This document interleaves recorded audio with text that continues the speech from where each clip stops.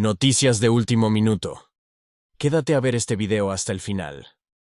El jefe de Estado recuerda a la comunidad internacional que El Salvador está abierto al mundo, pero sobre la base del respeto mutuo. El presidente de la República, Nayib Bukele, aseguró durante su mensaje a la nación, con motivo del primer año de su segundo mandato, que El Salvador seguirá construyendo su propio futuro, sin someterse a agendas externas impuestas. Además, reiteró que el país está abierto a la comunidad internacional, pero sin aceptar condiciones que vulneren su soberanía. En El Salvador no competimos por la aprobación de quienes desean vernos fracasar. Lideramos con el ejemplo para quienes quieran buscar inspiración, pero, ante todo, estamos construyendo nuestro propio futuro.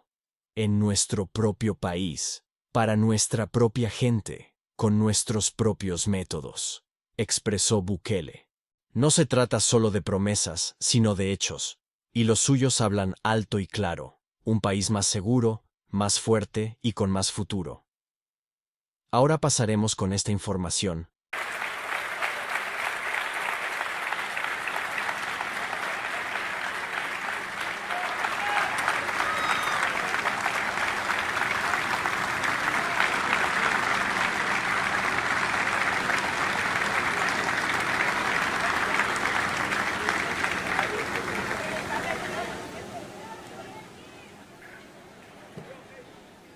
Yo también los amo todos.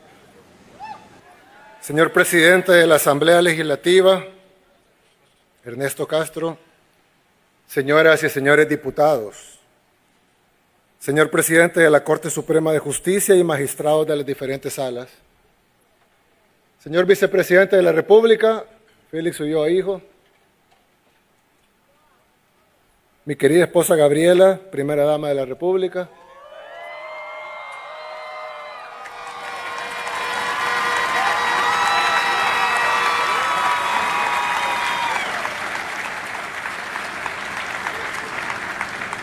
señores diputados al Parlamento Centroamericano, señor presidente de la Corte de Cuentas de la República, señora presidenta del Tribunal Supremo Electoral, señores miembros del Ministerio Público, señor fiscal general, procurador general y procuradora para la defensa de los derechos humanos, excelentísimos señores embajadores y honorables jefes de misiones diplomáticas acreditadas en nuestro país,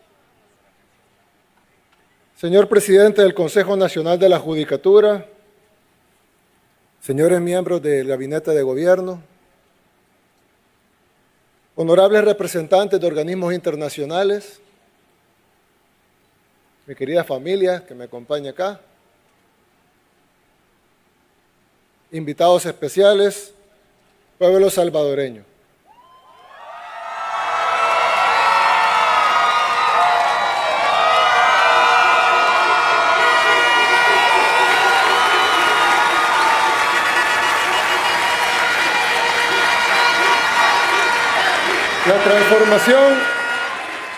La transformación de El Salvador ha sido una de las más rápidas de la historia moderna, pero para nosotros apenas ha sido suficientemente rápida.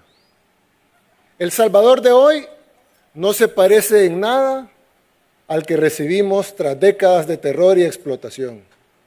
El país que heredamos ni siquiera era verdaderamente nuestro. Independiente solo de nombre. Sus calles estaban controladas por pandillas y su gobierno en manos de los verdaderos gobernantes que siempre estaban a la sombra. Hace 6 años, el mundo ya había perdido la esperanza en El Salvador.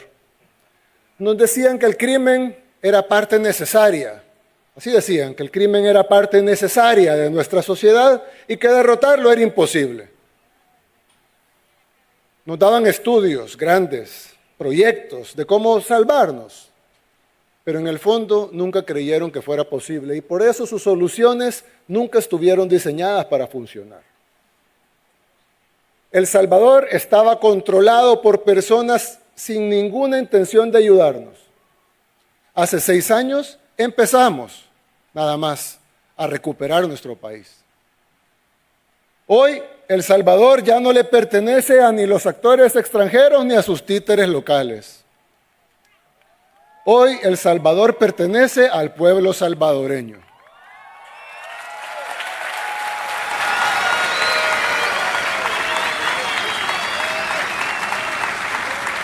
Ahora el mundo habla de El Salvador y del milagro que por la gracia de Dios hemos logrado. Y nuestro ejemplo ya inspira a muchas naciones del mundo. Nos tomó tiempo, nos costó sacrificios, requirió paciencia y confianza. Ya logramos lo imposible, pero nuestro trabajo apenas comienza. Tuvimos que luchar además por lo que otros países en otras latitudes dan por sentado, que es la libertad de construir un futuro en sus propios términos. Lo que estamos a punto de construir en El Salvador solo es posible gracias a que lo que hemos logrado en estos años y lo que lograremos de ahora en adelante. Solo será posible con la misma fe y con la misma perseverancia que nos trajo hasta acá. Hemos vencido a la pesadilla que nos aterrorizaba. Ahora vamos a construir el país que soñamos. Nos tomó tiempo, nos costó sacrificios, requirió paciencia y confianza. Nuestra nación es joven. Aún así, si tomamos esos 200 años de nuestra joven historia, la transformación que hemos alcanzado ha sido una fracción insignificante de esa historia. 200 años versus 6. Y de esos 6 años, si tomamos en cuenta que tuvimos una asamblea totalmente en contra de todo y que el poder real de nuestro país y las cortes y los jueces y los magistrados nos bloqueaban de la manera más perversa posible, realmente han sido 4 años. 4 años con el poder de cambiar las cosas. Uno de esos cambiando la estructura de nuestro país y los otros 3 venciendo a las pandillas y al crimen. Venimos de un país sistemáticamente saqueado, destruido a conciencia y con una única política pública real, el miedo. Miedo de salir de la casa, miedo de tomar el bus, miedo constante por nuestros seres queridos, pero también miedo al sistema de salud, miedo al sistema educativo, miedo al sistema económico exclusivo y voraz, miedo al sistema político y miedo en lo social. Los gobiernos eran meros administradores de ese miedo. Lo aplicaban a conciencia, lo rentabilizaban a conciencia. Recordarán cuando llegó la izquierda, rentabilizando el miedo social, el miedo económico. Algunos dicen que antes había democracia y hoy ya no. Han leído eso por ahí, ¿verdad? Que antes había democracia en El Salvador y que ahora ya no. Pero lo cierto es que antes solo se podía elegir entre la opción mala o la peor. La democracia, que algunos dicen que extrañan tanto, era la democracia del miedo. Los ricos tenían menos miedo que los pobres, pero nadie se escapaba. Todos tenían miedo. Y si alguien no lo vivió en nuestro país, puede venir acá y preguntarle a quien quiera. El que diga lo contrario, el que diga que no es así, es porque ese modelo era su fuente de ingresos y su estilo de vida. En otras palabras, los que vivían del crimen. Nadie más puede anhelar esos tiempos. Nadie más. Es imposible que un ser humano que sepa lo que pasó acá anhele eso. Los únicos son los que no conocen, los que no viven acá y no saben qué es lo que sucedió acá, o los que vivían de eso. Su institucionalidad, porque oyen eso bastante, ¿no? La institucionalidad era dejar que violaran a nuestras mujeres, que masacraran a nuestros hijos, que extorsionaran a nuestros emprendedores. Esa era la institucionalidad. Su transparencia era dejar que mataran a decenas de miles de salvadoreños y otras decenas de miles de víctimas que disfrazaban como desaparecidos.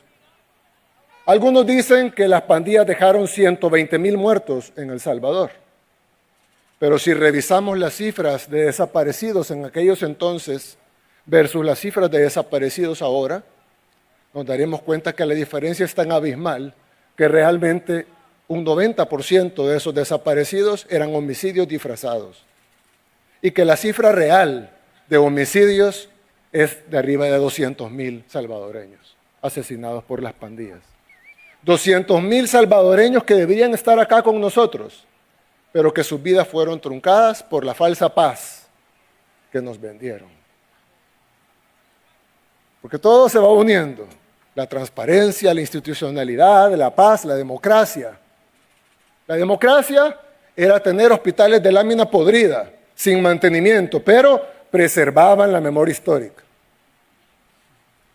O diseñar, no tener, diseñar escuelas con paredes de lámina, piso de tierra y techo de ramas, y llamarle a eso inversión en educación.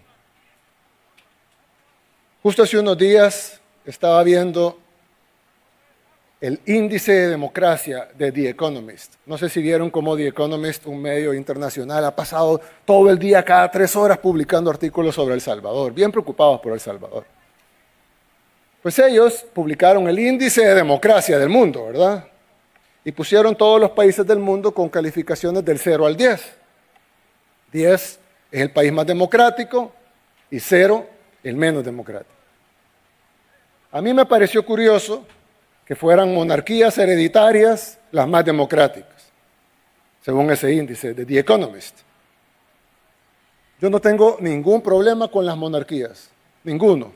Al contrario, respetamos la decisión soberana de cada pueblo que decide tener una monarquía. Aquí en el cuerpo diplomático tenemos esta noche representantes de países, amigos, que tienen monarquías. Nosotros somos respetuosos de la autodeterminación de los pueblos. Es más, hace un año tuvimos de invitado de honor al rey de España, quien es un caballero en todo el sentido de la palabra. Para los que lo conocen no me dejarán mentir. En nuestra toma de posesión no tenemos ni un solo problema con ellos, al contrario, los respetamos y reconocemos su derecho a la autodeterminación de tener una monarquía. Pero me pareció curioso que países como el nuestro aparecen con nota baja cuando nosotros elegimos a nuestro jefe de Estado en elecciones libres. El Parlamento se elige en elecciones libres. Y aún así, nuestra calificación es baja. Y los países que eligen a sus jefes de Estado por herencia tienen más puntaje que los países que elegimos a nuestros jefes de Estado por elecciones libres.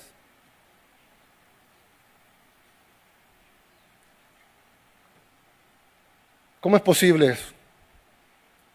Una cosa es que tengan mayor bienestar, otra cosa es que tengan mejor calidad de vida. Si fuera un índice de calidad de vida, un índice de bienestar, un índice de desarrollo, está bien que estén muy por encima de nosotros, pero ¿de democracia? Quizás porque ellos hacen los baremos y por tanto ellos establecen los parámetros. Quizás si nosotros hiciéramos el baremo, nos calificaríamos mejor a nosotros y más bajo a ellos. Al final es quien hace el índice y a conveniencia de quién se hace. Alguien pudiera decir, no, presidente, lo que pasa es que son monarquías parlamentarias, lo cual es diferente, ¿no?, a una monarquía absoluta, totalmente distinto. Y por eso tienen puntajes más altos. Bueno, yo les haría la pregunta, ¿será que esos países avalarían que un país latinoamericano instaurara una monarquía parlamentaria? ¿Nos darían su apoyo o nos condenarían? Ahí se dan cuenta que democracia, institucionalidad,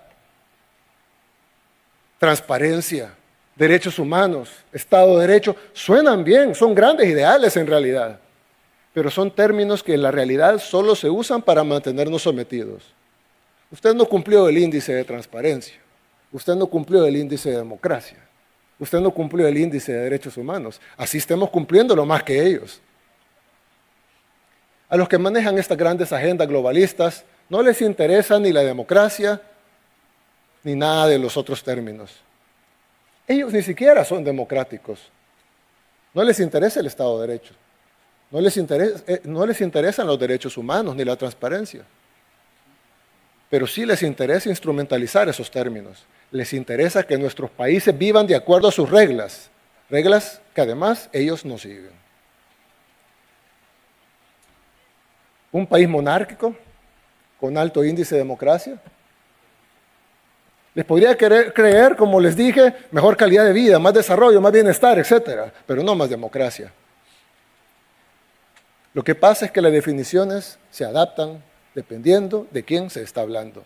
Ellos ven un país como el nuestro, que está funcionando, que sigue sus propios métodos, con sus propios recursos, y dicen, no, eso no es democracia. Los vamos a llevar a la verdadera democracia, la que hacemos desde nuestras oficinas. Eso hicieron en países como Irak o Libia. Busquen cómo terminaron esos países y ahí se darán cuenta de lo que significa la democracia cuando se refieren a los países que deben estar sometidos. Significa destrucción, pobreza, subdesarrollo, sometimiento. Nosotros debemos acabar con todos estos sinsentidos. Les voy a poner un ejemplo de un caso reciente que pasó aquí en El Salvador. Cuando comenzó el régimen de excepción, ustedes se recuerdan que decían que habíamos puesto cuotas a la policía de arrestos. Eso dicen todos estos medios, la oposición, las ONGs, las organizaciones de derechos humanos. Nos acusan de que les exigimos a los agentes de la policía cuotas de arresto. Pues en esas cuotas de arresto que dicen ellos, arrestamos a un pandillero. El pandillero era menor de edad, no estaba tatuado, no tenía ningún tatuaje, no tenía antecedentes penales, era menor de edad. Y sabíamos que era pandillero por las investigaciones de la policía, nada más. El niño símbolo de la oposición.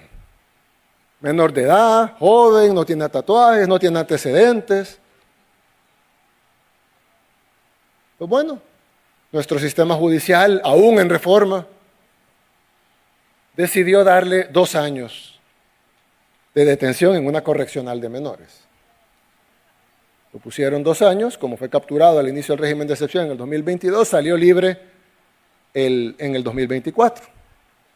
Pues hace 4 días, el 28 de mayo de este año, un año después de haber salido libre, asesinó a un ex cabo de la policía en Tacuba. Vieron el homicidio ese día en Tacuba. Fue realizada por él. Mató a un hombre de 62 años. Nosotros ya lo habíamos capturado. Lo teníamos en custodia. Era nuestro deber evitar ese asesinato, manteniéndolo en custodia. Pero por cumplir los tratados internacionales y las reglas que nos imponen de derechos humanos, ese homicidio es culpa del Estado. Porque nosotros debimos haber garantizado que ese pandillero se pudriera en la cárcel. Lo dejamos salir por cumplir tratados y hoy una familia está de luto y un salvadoreño más está asesinado. Súmenlo a los 200,000 salvadoreños que mataron las pandillas. Por supuesto, el pandillero ya lo volvimos a agarrar y ya no va a volver a salir nunca más. Pero lo tuvimos en nuestras manos la oportunidad de que no asesinara de nuevo. Y no lo hicimos.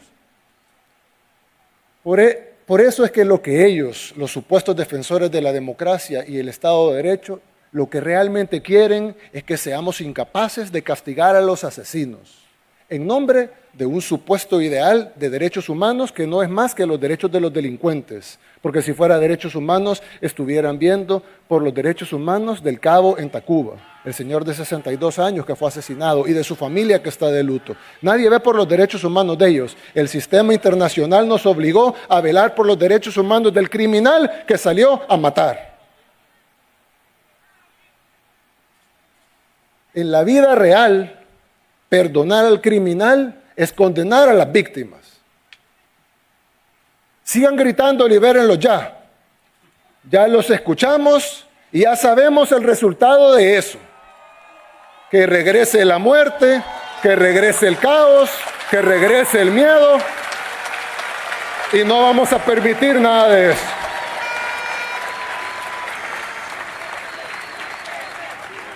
Así que no lo vamos a liberar ya ni nunca.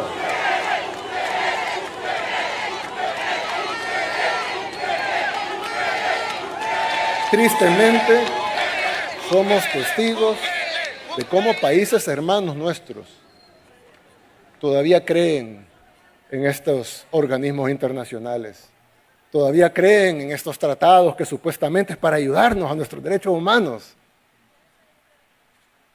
Y algunos políticos de la región, lamentablemente, y cuando digo región me refiero a Latinoamérica, no a Centroamérica, me refiero a toda Latinoamérica, se prestan a este juego. He visto cómo medios internacionales citan presidentes de otros países, o los entrevistan, o ponen videos de presidentes de otros países hablando de democracia. ¿Por qué mejor no van y le preguntan a su gente si ese presidente ha hecho algo por ellos? ¿Cómo pueden llamar líder democrático a alguien que no lo quiere su propio pueblo? ¿De qué sirve una democracia, entre comillas, cuando es más bien un Estado fallido que no puede cumplir ni siquiera con su labor principal, que es la labor principal de cada Estado? Darle seguridad a sus ciudadanos. Hay muchas labores, pero la principal es darle seguridad a sus ciudadanos. No pueden cumplir ni eso. Y a eso le llaman Estado de Derecho. Democracia significa el poder del pueblo. Si de verdad les importara tanto nuestro pueblo, ¿por qué intentan socavarlo en cada oportunidad? Algunos países que pasaron años criticando a El Salvador, hoy arrestan a sus propios ciudadanos por publicaciones en redes sociales. Han visto esto, ¿no? Países democráticos, países campeones de los derechos humanos, arrestan a sus ciudadanos por publicaciones en redes sociales. Prohíben a su oposición política, calificándolos de extremistas. Entonces nosotros prohibamos a la nuestra porque son extremistas también. Pero no, nosotros le permitimos a nuestra oposición hacer campaña, conseguir votos, así sean de sangre, y que se cuenten. Ellos no. Prohíben a sus oposiciones. Anulan elecciones incluso. Y luego vienen y nos quieren dar a nosotros lecciones de democracia. Cuando ven los resultados de nuestras elecciones libres, cuando ven las encuestas, cuando ven nuestros niveles de aprobación, dicen, es que los salvadoreños están manipulados. A los que nos están escuchando en otros países, que yo sé que son un número considerable, imagínense si alguien de otro país, que ni siquiera conoce su país, les dijera que su opinión en su propio país no vale, porque usted está manipulado. Y que ellos, que no viven en su país, son los que saben qué es lo mejor para ustedes. No lo aceptarían, ¿verdad? Nosotros tampoco. Algunos críticos internacionales, ya han escuchado esto también, me imagino, dicen que le quitamos a los salvadoreños la democracia para darles la seguridad. Por lo menos aceptan que hemos dado seguridad. Pero dicen que lo hemos hecho a costo de la democracia. Algunos incluso dicen, yo en mi país no tengo seguridad, pero al menos tengo democracia. Déjenme decirle que no lo engañen, usted no tiene ni seguridad ni democracia. Usted lo que tiene es un Estado fallido. La falsa sensación de que pueden elegir algo. ¿Qué es lo que quieren? Que eliminemos el régimen de excepción para que la comunidad internacional diga que bien, miren Bukele, ya quitó el régimen. Pero que los salvadoreños vuelvan a ser asesinados. Quieren que tomemos decisiones para que afuera no me cataloguen como dictador, aunque eso signifique que nuestro país vuelva a ser invivible. Había una masacre, literalmente una masacre cada día. 10, 15, 20 salvadoreños diarios muertos cada día, asesinados. Y otro tanto similar de desaparecidos cuyo 90% eran asesinatos escondidos. ¿Cuándo dijeron algo? Y como dije hace un rato, lamentablemente hoy estamos viendo esa realidad en otros países. Y duele porque nosotros ya sabemos lo que es. Ya vivimos ese escenario repetirse por todo el continente y venimos de ahí. Sabemos para dónde van y conocemos qué es lo que está mal. Gobiernos cómplices que prefieren quedar bien con la élite globalista antes que evitar que sus ciudadanos mueran. A eso se le suman todas esas organizaciones nacionales e internacionales que dicen que ayudan a la gente, cuando en realidad solo saben lucrarse de ellos.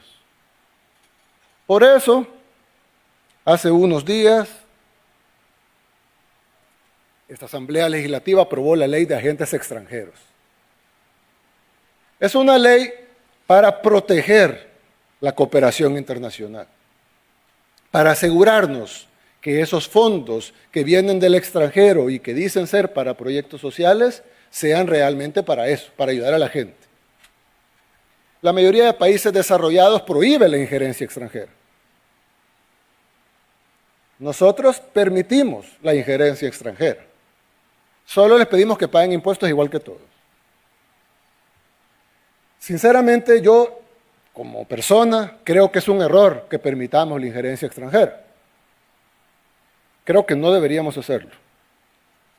Es más, creo que la injerencia extranjera debería estar prohibida en todos los países del mundo. Pero aún así la vamos a permitir. Vamos a permitir la injerencia extranjera. Lo único que vamos a exigirles es que paguen lo que pagan todos. Porque en El Salvador todos pagamos impuestos. Todos pagamos IVA, los trabajadores pagan impuestos al gastar e incluso al recibir, con el impuesto de la renta. Si usted decide abrir una fábrica de zapatos, paga impuestos al importar maquinaria, paga impuestos por el local que ocupa, paga impuestos por los empleados que tiene, paga impuestos cuando factura. Pero cuando una organización decide venir y ayudar a nuestra gente, pero ayudarle de verdad, el Estado le otorga el privilegio de no pagar impuestos, porque vienen a ayudar. Usted viene a ayudar a los ancianos en un asilo, no pague impuestos. Le vamos a dar el privilegio de no pagar impuestos porque usted está ayudando a los ancianos de un asilo. Viene a darle medicamentos y hacer jornadas médicas a los salvadoreños, no pague impuestos. Usted lo está haciendo para ayudar. Ayude y nosotros le daremos el beneficio de que no pague impuestos para que pueda ayudar todavía más. Toda la cooperación que venga a proyectos sociales de países amigos o de organizaciones estará libre de impuestos. Pero hay organizaciones extranjeras que dicen venir a ayudar y realmente vienen a hacer política, a mover millones para campañas políticas, a operar en la oscuridad, sin reglas, sin límites, sin pagar nada. A ellos nadie los eligió en elecciones democráticas, ya que hablamos de democracia, ni siquiera en elecciones de segundo grado, pero sí se sienten en el derecho de influir en las decisiones del país, con dinero, con total impunidad. Las supuestas organizaciones de derechos humanos que defienden a asesinos que alguna vez masacraron a nuestra gente. Los medios tradicionales despliegan activistas disfrazados de periodistas para difundir mentiras. Y a eso le llaman libertad de prensa. Congresistas extranjeros vienen a tocar las puertas de las cárceles a exigir que liberemos delincuentes. ¿Con qué derecho se sienten? Siempre son los autoproclamados defensores de la democracia los que no creen en nuestra democracia, no creen en el poder de nuestro pueblo. ¿Cómo pueden decir defender la democracia si ni siquiera saben la definición de democracia? ¿Cómo pueden imponernos reglas que ellos mismos no respetan y ofrecernos sistemas que hace mucho tiempo dejaron de funcionar para ellos? ¿Cuál es la situación en sus propios países? ¿Por qué no se enfocan en proteger a su gente en lugar de atacar a la nuestra? La respuesta es simple y se supone que no se debe decir en voz alta, aunque ya sea evidente para la mayoría de personas en el mundo. Las fuerzas externas que ejercen su poder encubierto sobre países como El Salvador no están interesadas en el bienestar de nuestros pueblos. Su objetivo es generar inestabilidad, porque la inestabilidad mantiene a nuestras naciones dependientes de ellos. Los países del tercer mundo están destinados a seguir siendo del tercer mundo, no están destinados a mejorar. Y cuando un país como el nuestro decide mejorar, entonces está violando las reglas del sistema internacional. En El Salvador, además, ya vivimos esa falsa democracia durante décadas. Ya hicimos lo que ustedes decían que había que hacer. Ya seguimos sus consejos y nos dejó más pobres, más enfermos, más subdesarrollados y más inseguros y más saqueados. A eso no vamos a volver.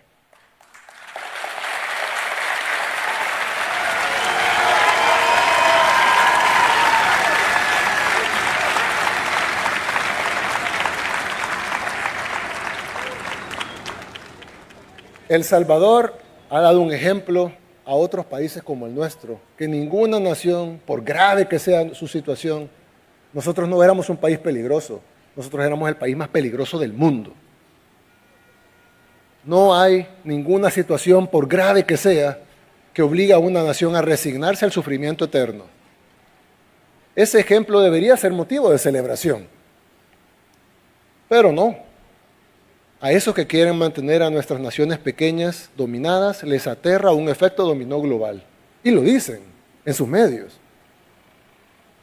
La democracia que predican es hacer todo lo posible para imponer el mensaje de que no se puede salir adelante. Mientras hablamos ahorita, y hoy todo el día y ayer, hay un ataque coordinado en marcha. Medios tradicionales, internacionales y locales, ONGs, organizaciones de derechos humanos, instituciones internacionales, todos orquestados, al unísono, golpeando con los mismos temas. Pero los años de engaño ya les pasaron factura a ellos y la gente ya no les cree nada. Ellos tienen palabras elegantes, rimbombantes, como diríamos los salvadoreños, pero nosotros tenemos las pruebas. Cuando dejamos de tomar esa medicina envenenada de los poderes extranjeros y comenzamos nuestra propia terapia, empezamos a sanar. La ley de agentes extranjeros garantiza que quienes quieran venir a ayudar de verdad a nuestra gente mantengan el gran privilegio de no pagar impuestos como si pagamos todos los demás.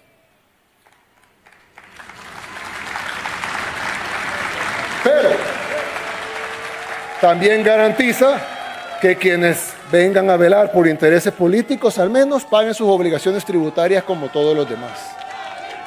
Y ojo, insisto, no estamos prohibiéndoles que lo hagan, no estamos prohibiéndoles que se metan en política, no estamos prohibiéndoles que traigan sus agendas, no estamos prohibiéndoles que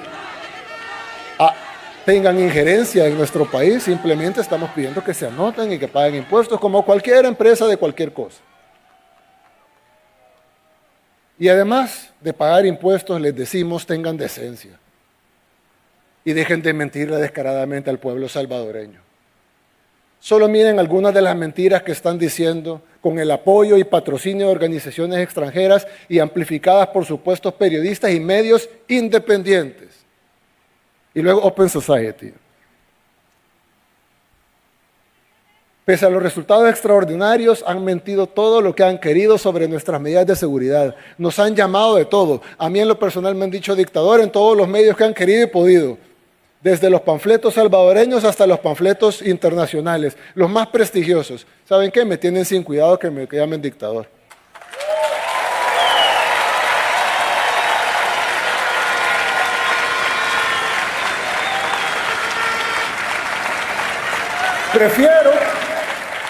Prefiero que me llamen dictador a ver cómo matan a los salvadoreños en las calles.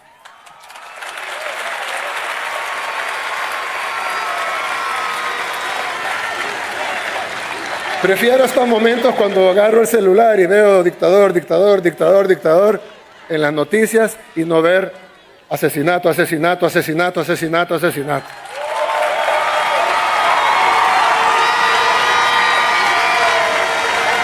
Prefiero que me llamen dictador, pero que los salvadoreños podamos vivir al fin en paz.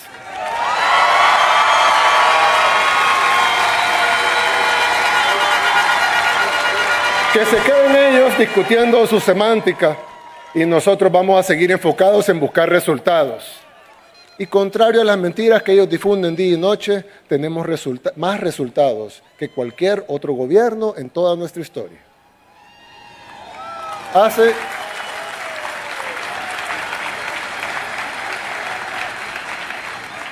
Hace exactamente un año yo dije que este quinquenio iba a ser para trabajar en la economía. Este año ha pasado y las cosas no están como quisiéramos aún, por supuesto, solo va un año. Pero no digan que no se ha hecho nada. Hemos abierto opciones de alimentos sin intermediarios, lo que reduce significativamente el precio. Los agromercados, que por supuesto la oposición criticó desde el inicio, no es una solución perfecta, pero es una solución, donde se pueden comprar 20 tomates por $1. Claro, los que queramos podemos seguir yendo al supermercado, aunque sea más caro. También podemos importar lo que comemos, podemos comer en restaurantes. Nada de eso está prohibido, al contrario, lo promovemos, porque es bueno para nuestra economía. Es bueno porque estos lugares generan empleos, pagan impuestos. Si tienen el dinero y el presupuesto para hacerlo, háganlo. Pero a nosotros como gobierno también nos corresponde dar una opción accesible para las mayorías y eso estamos haciendo. Tampoco hemos aumentado impuestos, a excepción de los agentes extranjeros. Y aún así, logramos tener este año, el 2025, como el primer presupuesto completamente financiado que no incluye un solo centavo de deuda para gasto corriente. Es decir,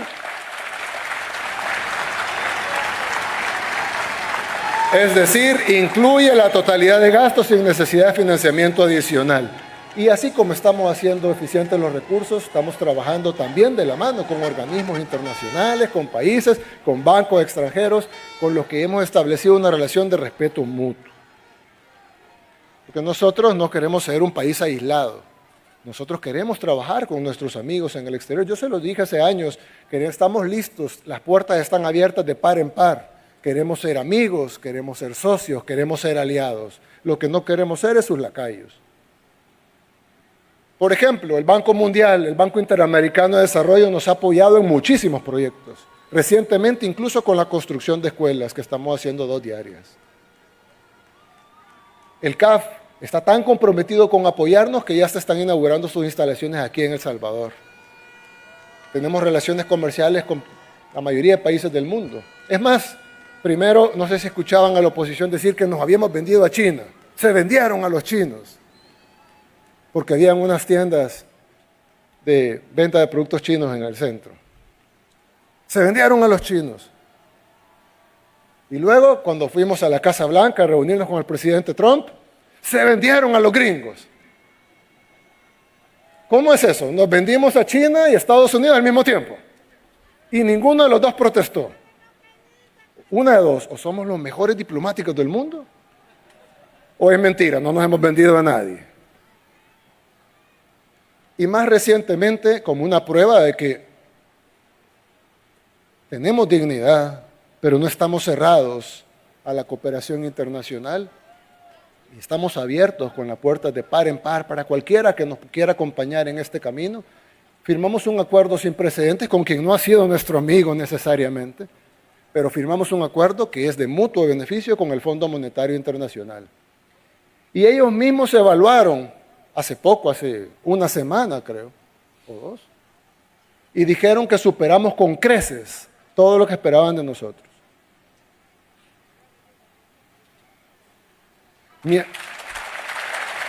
Mientras tanto la oposición dice que no es cierto, que está mal la situación, que está mal que haya turistas, porque los turistas vienen y hacen gentrificación, cuando en realidad no tiene por qué ser así. Al contrario, mientras más visitas, la tiendita vende más, el restaurante familiar crece, los jóvenes de la zona se pueden quedar porque ahora ya hay oportunidades y no tienen que emigrar a los Estados Unidos para buscar esas oportunidades en el país donde sí hay turismo. No les gusta que hagamos acuerdos con organizaciones internacionales, no les gusta que hagamos empréstitos para obras porque no prestamos para gastos, no les gusta que hagamos acuerdos con entes financieros, no les gusta que tengamos turismo. Entonces, ¿qué quieren? Que no hagamos nada como ellos, que nos sentemos simplemente a esperar que caiga el dinero de algún lado. Gracias a Dios ya no gobiernan ellos.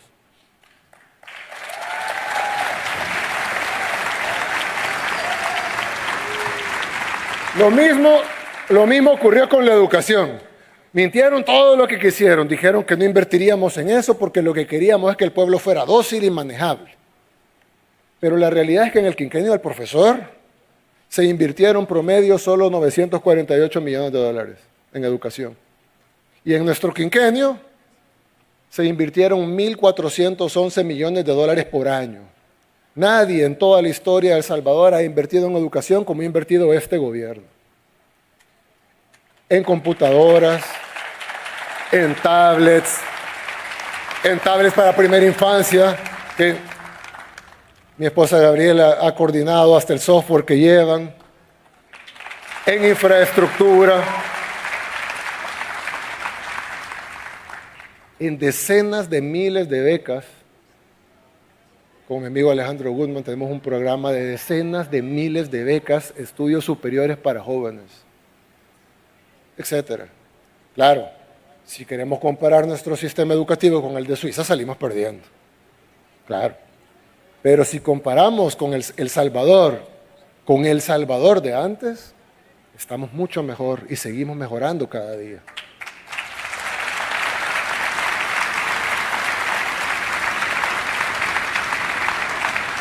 Comparemos nuestro país en la actualidad con el pasado. ¿Para qué? Para saber de dónde venimos, a dónde estamos y para dónde vamos.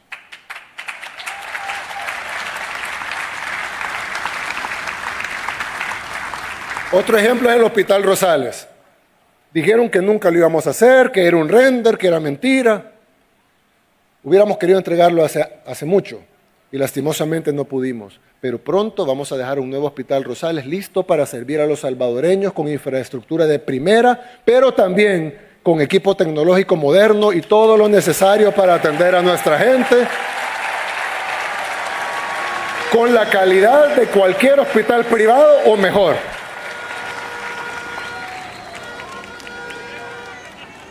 Vayan, desde afuera se puede ver. Pasen por el carro, lo van a poder ver en construcción, es real. Ahí está, no es un render, no es solo una promesa. ¿Qué van a decir ahora? No lo sé, seguramente otra mentira, o van a inventar otro tema. Gracias al apoyo del despacho de la primera dama, hemos avanzado en la creación de centros de atención a la primera infancia, los CAPIs. Para los que lo han visto, son lugares hermosos de atención a la primera infancia y primero Dios, pronto, con el tiempo, paso a paso, van a ir apareciendo en cada lugar del país.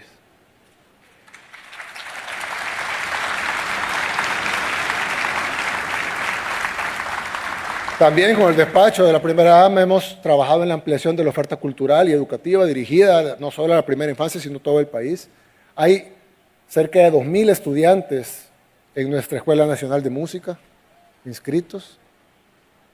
Hay más en fila, pero no tenemos más cupos. Primero Dios, vamos a abrir miles de cupos más para poder tener más jóvenes, niños y bebés incluso en la Escuela de Música, ofreciendo otros programas también de formación artística. Tenemos agrupaciones como el Ballet Nacional, el Ballet Folclórico, la Banda El Salvador, que es una realidad, fue una promesa, es una realidad también, que tiene más de 1.000 integrantes.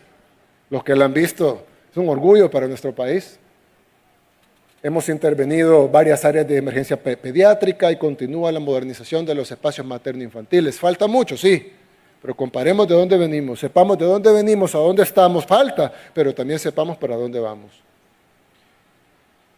Y si bien aún hay mucho por hacer, nadie puede negar que la primera infancia es una prioridad para nuestro país, algo que en el pasado ni siquiera se ha mencionado. Nosotros sabemos que cada cosa que hacemos y por cada cosa que arreglamos, otra cosa tiene que esperar. Quisiéramos resolver todos los problemas al mismo tiempo, pero sabemos que eso no es realista. Podemos darle computadoras a todos los niños, ya lo hicimos, pero las escuelas seguían en condiciones deplorables. Podemos remodelar 2 escuelas por día, pero faltarán otras escuelas aún, miles. Podemos construir el mejor hospital de Centroamérica, que queremos, ese es nuestro sueño, que sea el Hospital Rosales, pero faltarán otros hospitales. El gobierno puede hacer feliz a cualquiera, pero no puede hacer feliz a todos al mismo tiempo. Es difícil, algunos dirán imposible, sin embargo, vamos a intentarlo. Porque es de cobardes no intentarlo. Si escogimos estas luchas es porque creemos en un El Salvador mejor. Y este no se forja diciendo no. Seguimos avanzando a pesar de los obstáculos, la crítica y la oposición interna y externa. Porque esas críticas y ataques, incluso personales, y a mi familia, palidecen ante la satisfacción de saber que cambiamos la vida de millones de personas.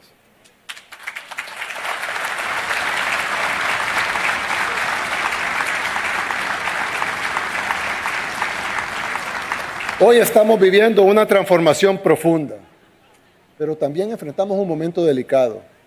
Hay quienes son incapaces de aceptar el cambio e intentan manipular y cambiar la realidad. La oposición ha convertido la manipulación en su principal estrategia y el periodismo es una de sus principales armas. Digo entre comillas porque el periodismo es falso, obviamente. Que tenían reglas éticas, un método. Yo creía en eso. Yo creía que el periodista buscaba la objetividad. Por más difícil que fuera buscarla, buscaba la objetividad. Con el tiempo entendí que en la mayoría de casos eso realmente no existe. Lo que hay son agendas. Y periodistas que responden a ellas, algunos con más descaro que otros. No hay método periodístico que valga cuando la orden es atacar. Y nunca es una decisión del periodista, claro. Es una decisión del dueño del medio. Aunque sea mentira, aunque no tengan pruebas, lo van a decir. Todo es para vender una narrativa. Vayan a ver las cuentas de los grandes periódicos de Estados Unidos y del mundo y verán que han activado cientos de notas de El Salvador para atacarnos. Todos juntos, como dije al inicio, al unísono, en una sola voz. Medios grandes con alcances que nosotros no podemos ni imaginarnos. Y no son de un solo dueño. Muchos de ellos son supuesta competencia, incluso. Pero está demasiado obvio que son coordinados. Por supuesto, ellos no nos combaten a nosotros porque nos consideran un enemigo importante. Nosotros somos un pequeño país, pobre, no tenemos una gran potencia económica ni militar. ¿Por qué nos atacan tanto entonces? No le tienen miedo a un país como El Salvador. Le tienen miedo al efecto dominó, de que cada vez más países del mundo decidan salirse de su control, de sus planes. Los periodistas solo son una de las herramientas que ellos tienen, no es la única. Pero su trabajo es hacer ver a los buenos como los malos y a los malos como los buenos. Eso es lo que venden, ese es su negocio. Y está bien, es su trabajo, para eso les pagan, está bien. Lo que está mal es que nosotros creamos que es para beneficio del pueblo. El pueblo tiene que tener algo claro. Todos tenemos una agenda. Yo tengo una agenda. Ellos tienen una agenda, los políticos tienen una agenda, las ONGs tienen una agenda. Todos no tienen, tenemos una agenda. La diferencia entre ellos y nosotros es que nosotros no ocultamos la nuestra. Aquí estoy enfrente de ustedes como político y lo hago como presidente de la República exponiendo nuestra agenda. Y la gente tiene el derecho a votar esa agenda, si la quiere o si no la quiere. Y hace poco tuvimos elecciones y ganamos con el resultado más alto de todas las democracias del mundo.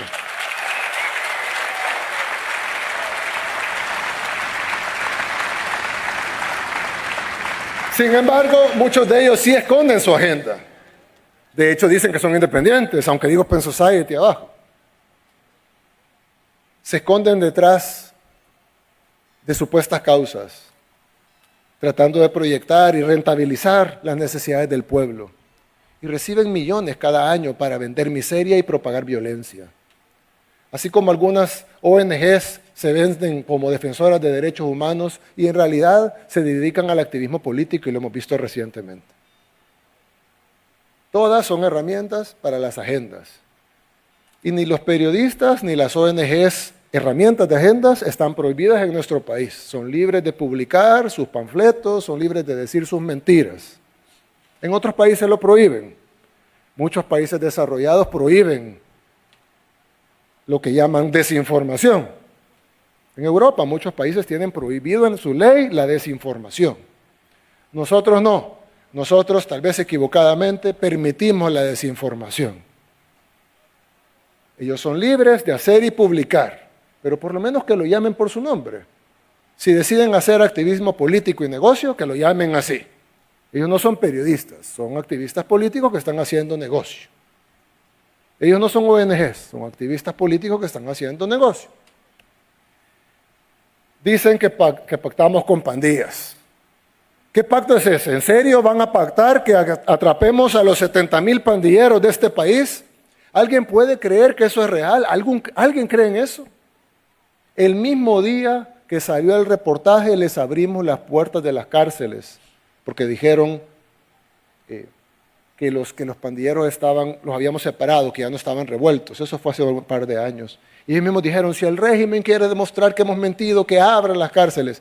Abrimos las cárceles a medios internacionales y todos pudieron constatar que los pandilleros estaban revueltos. Y no estaban separadas como habían dicho ellos. Estaban mezclados en ese tiempo con 2 tiempos de comida nada más y sin ni siquiera luz del sol por una ventana. ¿Creen que les importó? No, siguieron mintiendo y repitiendo la misma mentira. Es más, aquí, que saben que son populares las medidas contra los pandilleros, venden la idea de que tenemos un pacto y que les damos beneficios. Pero afuera, que saben que las medidas duras no son populares porque es como, qué duros son con la gente, dicen que los tratamos mal, que no los deberíamos de tratar así, que no les damos suficiente proteína. Las dos cosas no pueden ser reales.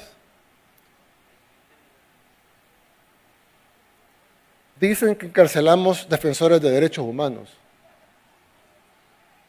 disidentes, opositores al régimen. Yo me pongo a pensar, ¿cómo podemos combatir la corrupción si toda la oposición tiene impunidad garantizada? No se pueden tocar. Cualquier opositor corrupto que se lleva a la cárcel es un perseguido político. Todos estuvieron 15, 20 años lucrándose del Estado, pero ahora se pusieron el carnet de perseguido político. Trabajar en una ONG ahora es sinónimo de impunidad. Ser periodista del club, porque hay periodistas que no los incluyen en el club, tiene que ser de APES. Ser periodista del club les permite infringir la ley sin consecuencias. O sea, que una persona, si asesina a sangre fría a la otra, solo tiene que ir a pedir trabajo a alguna de estas ONGs o medios del club y ya la ley no los puede tocar, porque son defensores de derechos humanos, porque son disidencia, oposición al régimen. Ellos creen no solo tener el monopolio de la verdad, sino que si le paso algo a un periodista que no le pertenece al club, a ese no lo van a defender. Al contrario, se van a burlar de él. ¿Vieron? A pesar de que hablaba bien del régimen, te procesaron. Porque ellos no están ahí para defender causas, ni siquiera para defender gremios. Ellos están ahí para conseguir impunidad de la corrupción y del crimen para sus miembros. Ellos quieren imponer su narrativa, lo cual hacen todos los partidos políticos del mundo. Y si no me creen, piensen cuándo fue la última vez que estos medios, que supuestamente buscan la verdad, hicieron una nota criticando a la oposición. ¿Será que la oposición nunca hace o ha hecho nada malo? No lo hacen, porque no está en su agenda. Todo lo que diga la oposición, incluso un criminal, sientan a un criminal y lo que diga, ni siquiera es cuestionado. Cualquier cosa que un criminal, asesino en serie diga es santa palabra. Y nada lo cuestiona. Nadie corrobora si lo que dice es verdad o mentira. Mientras se apegue a la agenda, mientras se apegue a la narrativa, mientras digan lo que ellos quieren que digan. Ganan premios, incluso supuestamente prestigiosos, a costa del dolor de la gente. Pero si su negocio es la muerte, al menos digan la verdad del dolor de las mayorías. Si solo se aprovechan del dolor de la gente, eso se llama ser carroñero. Y tienen todo el derecho a ser carroñeros, pero al menos digan lo que son, carroñeros, sin hipocresías. Como siempre he creído, hay conceptos que se explican mejor con ejemplos concretos. Así que les voy a contar un ejemplo que puedo contar ahora sin afectar nuestra estrategia porque ya pasó algún tiempo. Cuando lanzamos el Plan Control Territorial en junio del 2019, dijimos que contemplaba una serie de fases, ¿se recuerdan? Y que las íbamos a ir revelando a medida fuéramos activando cada una de esas fases. ¿Qué dijeron estos periodistas? No es transparente, tiene que revelar todas las fases del plan. ¿No les parece ilógico revelarle a los criminales todas las fases del plan contra el crimen? ¿Cómo vamos a hacer público un plan que combate las pandillas en ese tiempo? ¿Se acuerda cuando pedían todos los días que publicáramos el plan? No le hicimos caso Y gracias a Dios no se filtró. Porque si hubiese pasado, se imaginan la sangre que hubiera seguido corriendo. Nunca hubiéramos resuelto nuestro problema. En aras de darle la información por la bendita transparencia, no se hubiera podido vencer a las pandillas. Hubiéramos tenido que revelar todas las fases del plan. Y por supuesto entonces no hubiera funcionado. No sé si recuerdan incluso cuando inició el régimen de excepción, otro ejemplo, y empezamos a anunciar operativos. Y a veces anunciábamos los operativos después que habían sido realizados, como debe ser. Pero algunas veces anunciábamos los operativos antes de que se realizaran. Y decían en las redes, ¿por qué les están avisando a los criminales? A mí me picaban los dedos para contestarle por qué lo estábamos haciendo. Pero no se podía hacer en ese tiempo. Y le pido perdón al Gabinete de Seguridad, voy a contar una infidencia, pero bueno, ya no creo que sea tan útil. En aquellos momentos, cuando entrábamos en una comunidad, y el pueblo salvadoreño no me dejará mentir porque ellos lo vivían, cuando iniciaba el régimen de excepción, entrábamos a una comunidad y los pandilleros, en la mayoría o en muchísimas comunidades en El Salvador, al fondo hay una quebrada. Así es, muchos no me dejan mentir. Al fondo hay una quebrada, son miles de comunidades así. Y cuando entraba la policía y el ejército, los pandilleros huían por la quebrada y se iban a los matorrales. La gente, nosotros hacíamos el operativo, revisábamos casa por casa, salíamos y la gente se quejaba de que cuando se iban las fuerzas de seguridad, los pandilleros regresaban a cobrar la extorsión. Entonces la gente nos decía, quédense todo el tiempo.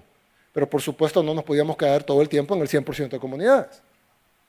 Entonces lo que hacíamos es que destacábamos después de los matorrales a un contingente del ejército, anunciábamos que íbamos a entrar a una comunidad, los pandilleros corrían a la quebrada y los agarrábamos en el matorral.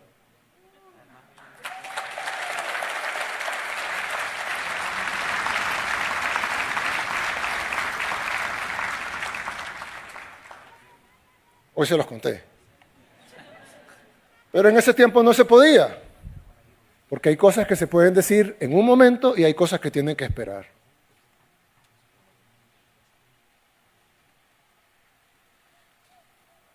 Gracias a Dios, aguantamos los ataques, las críticas y todo, para al final tener lo que tenemos ahora.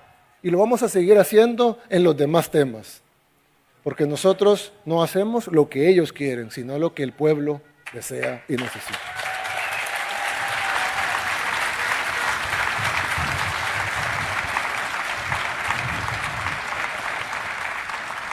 Revelar el plan control territorial antes de tiempo hubiera significado decenas de miles de muertos, hubiera sido sangre en sus manos. ¿Y qué hubieran tenido a cambio? Primero hubieran filtrado, hubieran tenido visitas, likes, dinero, grants internacionales y luego hubieran recibido premios.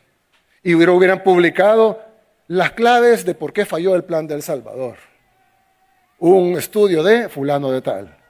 Y hubiera recibido un premio. Miles de salvadoreños muertos a cambio de su premio. Ellos no pagan las consecuencias, las pagaba nuestro pueblo. La sangre de nuestro pueblo era su negocio. Se me eriza la piel de pensar que estuvimos a una filtración de un panfleto de Soros de volver a ser un Estado fallido. Como muchos que lamentable existen en Latinoamérica al día de hoy. ONGs, medios de comunicación, por partidos de oposición, junto al financiamiento constante de los agentes extranjeros, hubieran dictado la muerte de decenas de miles de salvadoreños sin jamás haber sido elegidos por voto popular, sin que la gente sepa en muchos casos siquiera sus nombres, pero estuvimos cerca, así, de una filtración de que esa fuera la realidad. Sé que a muchos les molesta lo que hacemos y más aún les molesta que funcione. Porque construir un nuevo país trae incomodidades. Es como cuando estamos reparando la casa, mientras los trabajos no es tan cómodo, hay ruido, hay molestias, pero cuando todo termine habrá valido la pena. Por ejemplo, sería más fácil dejar la carretera de Los Chorros así como estaba. Ahí estaba, ¿no? Funcionaba, de vez en cuando se desmoronaban, pero ahí estaba.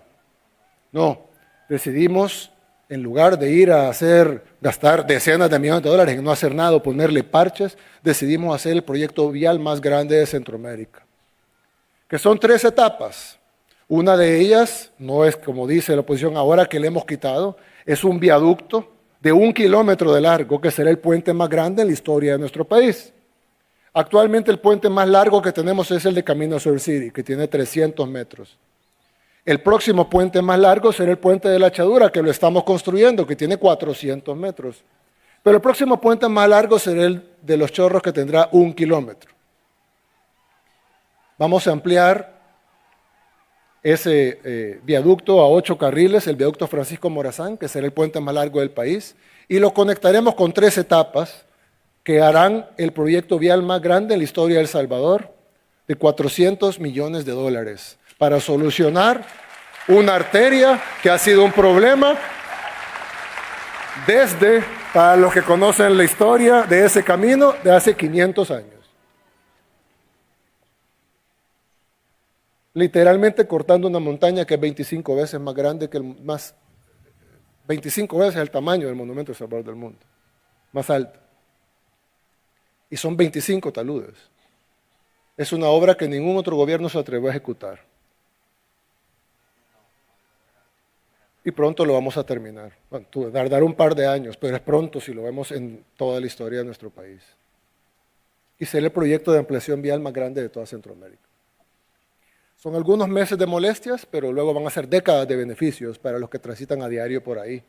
Y el desarrollo de nuestro país. En fin, lo que tenemos ahora no es perfecto, claro que no. Nunca lo va a ser, somos seres humanos. Pero es 1000 veces mejor a lo que siempre tuvimos. Si no dejamos que de los mismos de siempre nos dividan, si no caemos en la trampa de los que solo se quejan, vamos a lograr mucho más. Todo empieza por valorar lo que ya logramos y por soñar en lo que podemos lograr. Porque un pueblo que no valora lo que tiene está a un paso de perderlo. Pero claro, cuando uno se acostumbra a algo bueno, uno quiere algo mejor. Y está bien exigir. Lo que no está bien es que ahora, los que nunca hicieron nada, sean los que más se quejan.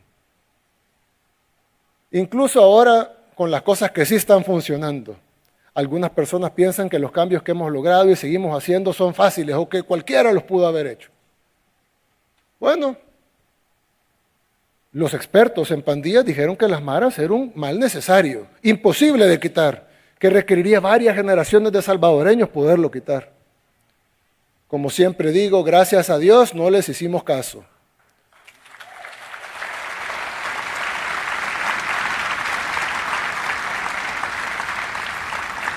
Porque ellos no intentan ayudar, intentan desordenar lo que estamos poniendo en su lugar. Se resisten a ver nuestra casa en pie. Nosotros no debemos permitir que la desinformación ni las narrativas impuestas desde afuera nos hagan retroceder. En El Salvador no competimos por la aprobación de quienes desean vernos fracasar. Lideramos con el ejemplo para los que quieran buscar inspiración, pero ante todo estamos construyendo nuestro propio futuro, en nuestro propio país, para nuestra propia gente, con nuestros propios métodos. No imponemos nuestro camino a ningún otro país del mundo, pero tampoco vamos a permitir que nadie nos arrebate la paz que tanto nos ha costado. Hemos logrado lo que nadie creía posible y apenas estamos comenzando. El camino por delante no será fácil, enfrentamos grandes desafíos. Reformar nuestro sistema educativo, modernizar nuestra salud pública, impulsar nuestra economía. Pero al parecer también enfrentamos fuerzas externas que temen el poder de la independencia de una pequeña nación. Nuestro futuro puede ser hermoso, pero construirlo no será rápido ni sencillo y requerirá confianza, paciencia y sacrificio. Juntos podemos lograrlo. Ya lo hicimos una vez. Lo haremos primero Dios de nuevo y el mundo será testigo. Que Dios bendiga a El Salvador y que Dios los bendiga a cada uno de ustedes. Muchas gracias.